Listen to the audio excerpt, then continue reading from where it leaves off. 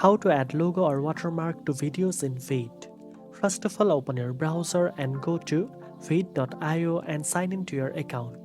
From the dashboard, click on the Create button and select New Project from the drop-down.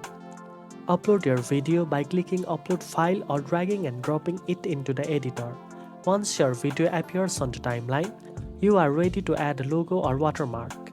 To add your logo, click on the Image section and select Upload. Then choose your logo or watermark file from your computer.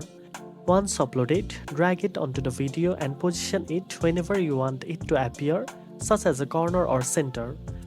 You can also resize, rotate or adjust the transparency to make sure it looks professional and doesn't distract from your content. Veed allows you to apply the logo or watermark to the entire video or adjust the timing so it only appears at specific moments. Finally, export your video with your watermark embedded, ready to share on YouTube, Instagram, TikTok or any other platform. Now you know how to add a logo or watermark to videos in Veed. If you found this video helpful, don't forget to like, share and subscribe for more editing tips. Thanks for watching and I'll see you in the next one.